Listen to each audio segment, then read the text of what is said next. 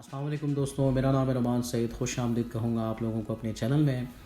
دوستوں، آج کی اس ویڈیو میں بات کریں گے ٹی ایس ایچ لیول کے حوالے سے کہ یہ ٹیسٹ کیوں کروایا جاتا ہے اور یہ ٹیسٹ ڈاکٹر جو ہے وہ زیادہ تر کیوں ایڈوائز کرتے ہیں.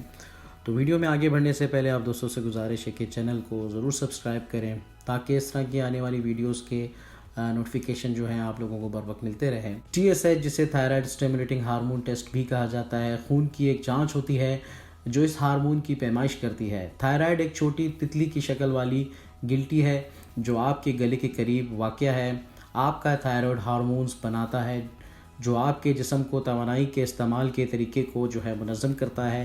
یہ آپ کے وزن، جسم کے درجہ حرارت، پٹھوں کی طاقت اور یہاں تک کہ آپ کے موڈ کو بھی منظم کرنے میں اہم کردار ادا کرتا ہے.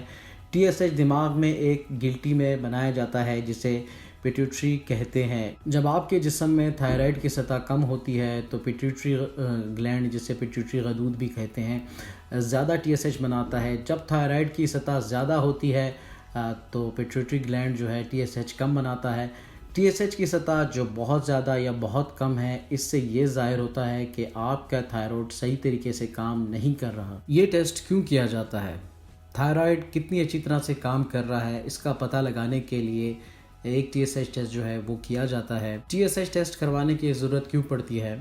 اگر آپ کے خون میں بہت زیادہ تھائرائڈ ہارمون ہائپر تھائروٹزم یا بہت کم تھائرائڈ ہارمون ہائپو تھائروٹزم کی علامات ہیں تو آپ کو ٹی ایس ایچ کی ضرورت ہو سکتی ہے. ٹی ایس ایچ بڑھ جانے کی علامات یعنی کہ ہائپر تھائروٹزم کی علامات بے چینی ہونا، وزن میں کمی واقع ہونا، ہاتھوں میں جو ہے کپکپاہٹ فیل ہونا، دل کی شرح میں اضافہ ہونا اور سونے میں دشواری ہونا. لو ٹی ایس ایچ یا ہائپو تھائروٹزم کی علامات کی اگر ہم بات کریں تو وزن کا جو ہے بڑھ جانا، تھکاوٹ ہونا، بالوں کا گرنا اور حیض کی جو ہے بے قاعدگی جو ہے وہ ہونا اور قبض ہونا. تو دوستوں، اس ٹیسٹ کو کروانے کے لیے کسی خاص تیاری کی ضرورت نہیں پڑتی. سمپلی جو ہے آپ کسی بھی ریلائبل اچھی لیب سے جو ہے یہ ٹیسٹ کروا سکتے ہیں.